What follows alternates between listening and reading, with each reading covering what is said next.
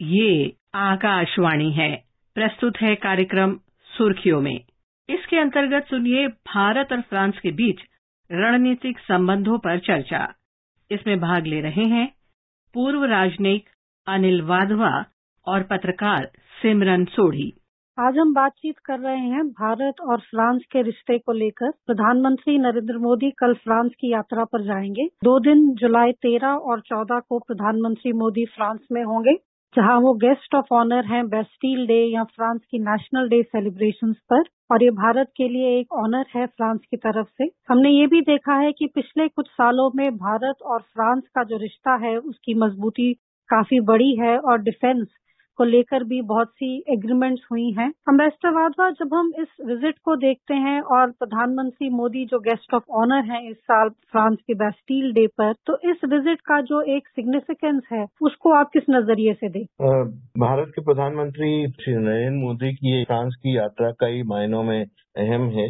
हमारी 25 साल पुरानी रणनीतिक साझेदारी को और मजबूती देने में ये यात्रा कामयाब साबित होगी और इस दौरान रक्षा, दूरसंचार और अंतरिक्ष समेत कई क्षेत्रों में डील्स हो सकती हैं। इसमें राफेल समुद्री विमान राफेल एम का सौदा सबसे खास होगा। इसके साथ साथ ही एक स्कॉर्पियन श्रेणी की पारंपरिक पनडुब्बियों खरीदने के लिए भी घोषणा हो सकती है। पर उसके साथ में जो दूसरे क्षेत्र हैं, अगर हम रक्षा को छोड़ दें तो हम देखेंगे कि आर्थिक सहयोग पर बढ़ाने पर भी काफी जोर रहेगा और इसके साथ साथ जो औद्योगिक संबंध है और प्रौद्योगिकी के क्षेत्र में जो संबंध है उसको भी बढ़ावा मिलेगा। आपने बेस्टील डे की चर्चा करी, तो बेस्टील डे में जो हमारी बड़ी कंटिजेंट इस बार है, ट्राई सर्विसेज की कंटिजेंट है, उसका एक महत्वपूर्ण हिस्टोरिकल कॉन्टेक्स्ट भी है, क्योंकि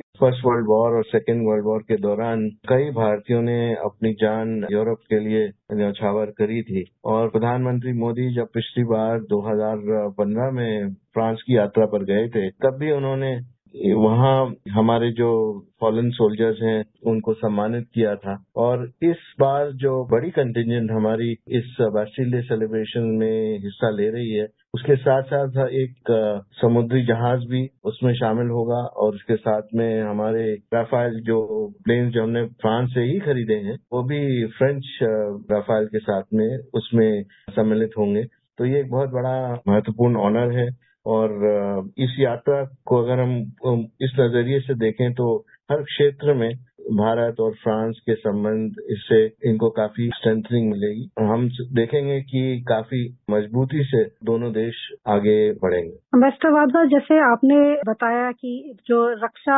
सहयोग या हम जिसे डिफेंस कोऑपरेशन भी कहते हैं उस सेक्टर में काफी डील्स होने की आशा है। राफेल एम की आपने बात की और हमने ये भी देखा है कि फ्रांस ने ये भी कहा है कि उनके लिए भी मेक इन इंडिया जो है वो आज एक प्रायोरिटी है और वो भारत के साथ ना केवल डील करना चाहते हैं कि वो अपना कुछ भारत को बेच रहे हैं, पर को डेवलपमेंट की भी एक बात आई है सामने। तो ये जो एक हम कहते हैं एक मूवमेंट हुआ है कि बायर सेलर के रिश्ते से निकलकर आज हम को डेवलपमेंट की बात कर रहे हैं, तो ये हमारे रक्षा सहयोग के लिए कितना फॉरवर्ड मूवमेंट हुआ है रिश्तों में। पिछले कुछ सालों से हमने देखा है कि भारत जब भी किसी पार्टनर के साथ रक्षा के संबंध में बात करता है तो को डेवलपमेंट, को प्रोडक्शन का मुद्दा सबसे पहले सामने आता है। वो इसलिए है क्योंकि भारत जान गया है कि आगे चलकर भारत के पास अपनी क्षमता होना बहुत जरूरी है और यदि ये नहीं हुआ तो आगे चलकर भारत को इसका बहुत बड़ा भुगतान करना पड़ेगा। इसलिए फ्रांस की तरफ से ये जो प्रस्ताव आया है ये बहुत ही अच्छा प्रस्ताव है और हमारी भारत में जो सोच है उससे ये मेल खाता है। अभी हमने देखा कि जब 36 राफेल का सौदा हुआ था उस टाइम पर भी को डेवलपमेंट की बात उठी थी और अब जब 26 और विमान यदि भारत फ्रांस से खरीदता है तो इसके लिए एक कमेटी बनेगी और उस कमेटी के दौरान जो चर्चा होंगी उसमें ज्यादा से ज्यादा भारत में बनाने के जो कंपोनेंट्स हैं उस पर जरूर जोर रखा जाएगा और आगे चलकर भारत को और भी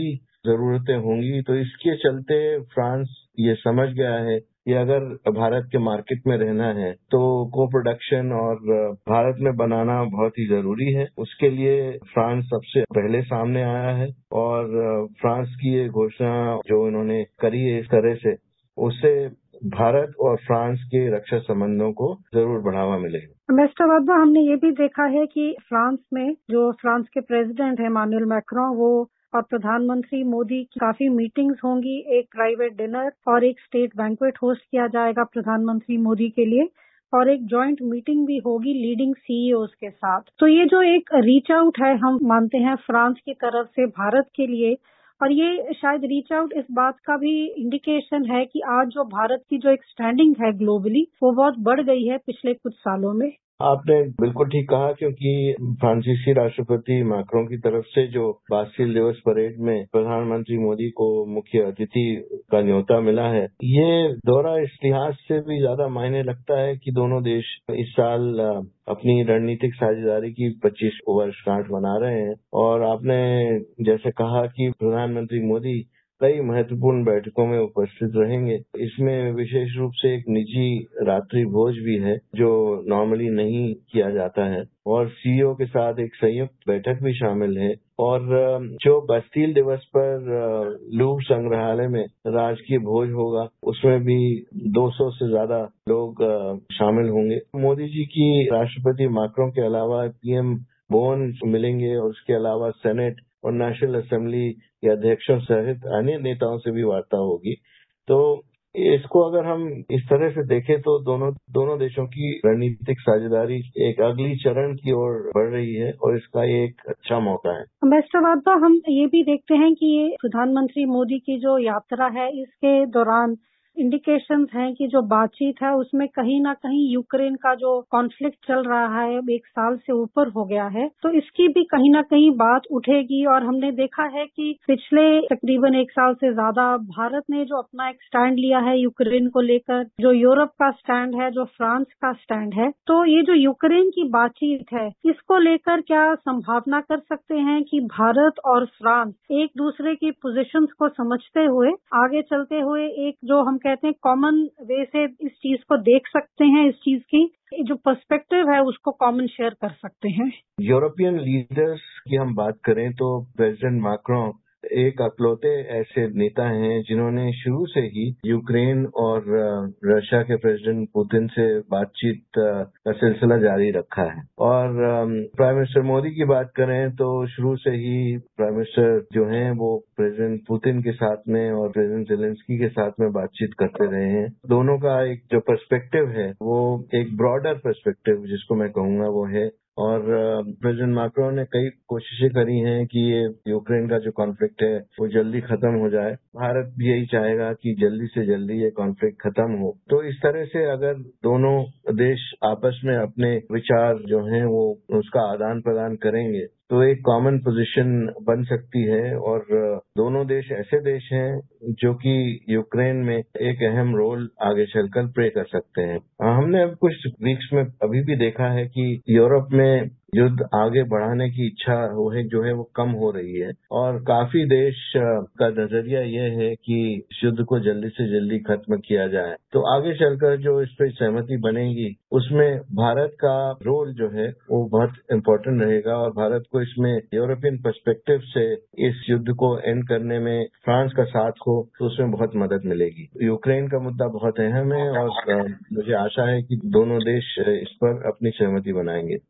मिस्टर वाधवा, यूक्रेन के बाद अगर हम बात करें तो चीन की अगर हम बात करें, और हमने देखा है कि चीन के साथ जो भारत का रिश्ता है वो काफी टेंस रहा है। कुछ सालों में हमने देखा है चीन की जो एक्टिविटीज रही हैं बॉर्डर एरिया पर, उनको लेकर एक तनाव बना रहा है भारत और चीन में। और ये सिर्फ भारत के साथ ही नहीं है, हम देखते हैं कि आज चाहे हम यूएस की बात करें, यूरोप की बात करें, हर देश का जोड़ा चीन को लेकर जो एक हम कहते हैं एक चिंता का विषय बन रखा है, क्योंकि चीन एक तो बहुत तेजी से बढ़ रहा है, पर उनकी जो एम्बिशंस हैं उनको लेकर हर किसी को कंफर्ट लेवल नहीं है। तो ये जो चीन का एक मुद्दा है, और हमने देखा है कि फ्रेंच प्रेसिडेंट ने रीच आउट किया है चीन को, वो भी बातचीत करते हैं। तो चीन को लेकर जो बातचीत है भारत और फ्रांस के रिश्ते में, वो आपको लगता है कहाँ तक एक साझा जो एक पर्सपेक्टिव है या कहाँ तक हम चीन को दोनों देश अपनी अपनी तरह से इकट्ठे मिलकर समझ सकते हैं? तो हमने पिछले कुछ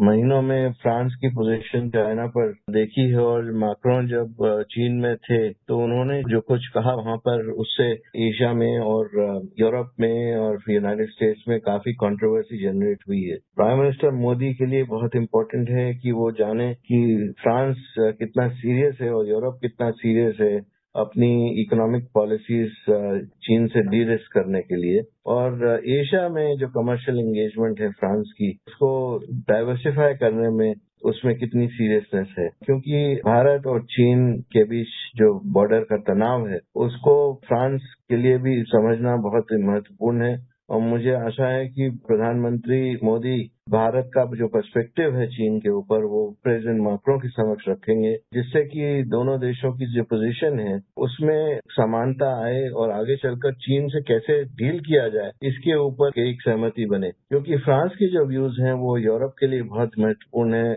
और विश्व भर के लिए बहुत महत्वपूर्ण है, और यदि भारत और फ्रांस अपनी पोजीशंस चीन पर एक साझा पर्सपेक्टिव कर सकते हैं तो आगे चलकर इसमें भारत को बहुत मदद मिलेगी। मिस्टर वाधवा, हमने ये भी देखा है कि प्रधानमंत्री मोदी फ्रांस में एक डायस्पोरा इवेंट है, उसको अटेंड करेंगे। जो भारत से गए लोग वहाँ रहते हैं उनके साथ उनका इंटरेक्शन होगा, और ये भी मानना है कि भारत और फ्रांस की जो मीटिंग्स हैं उनमें कहीं ना कहीं जो भारत से स्टूडेंट्स जाते हैं पढ़ने फ्रांस, उनका पे जो वीजा का जो रिस्ट्रिक्शन है या जो प्रोसेस है उस पर बातचीत होगी, और शायद भारत से जाने वाले लोग जो वहां जाकर काम करना चाहते हैं उनको भी लेकर बातचीत होगी। तो ये जो वीजाज का वर्क का जो एक मुद्दा है ये कितना इम्पोर्टेंट है, और थोड़ा कि जो हमारा डायस्पोरा है वो कितना ऐड करता है भारत और फ्रांस के रिश्तों को लेकर?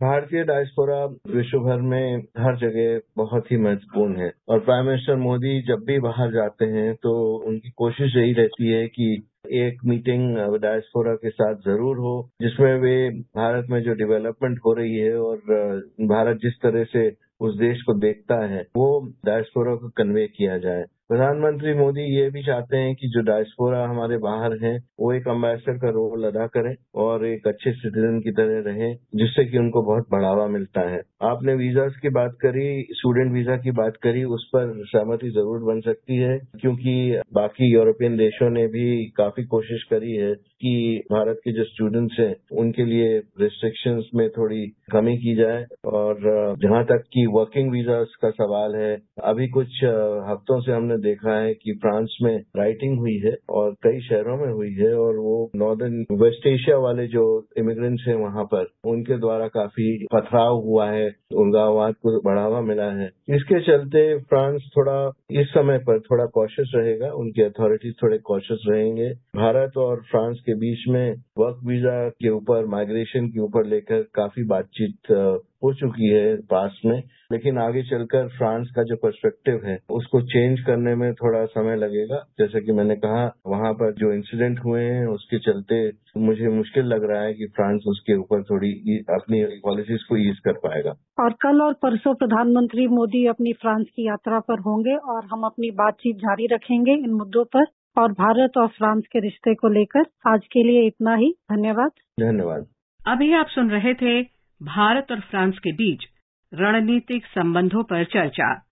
इसमें भाग ले रहे थे पूर्व राजनयिक अनिल वाधवा और पत्रकार सिमरन सोढ़ी। ये कार्यक्रम आकाशवाणी के समाचार सेवा प्रभाग द्वारा प्रस्तुत किया गया। इसे आप हमारे mobile app news on AIR और YouTube channel news on AIR official पर भी सुन सकते हैं। इस कार्यक्रम के संबंध में अपनी प्रतिक्रिया आप हमें ईमेल या व्हाट्सएप के माध्यम से भेज सकते हैं। ईमेल का पता है airnsttalks@gmail.com और व्हाट्सएप नंबर है 9289094044।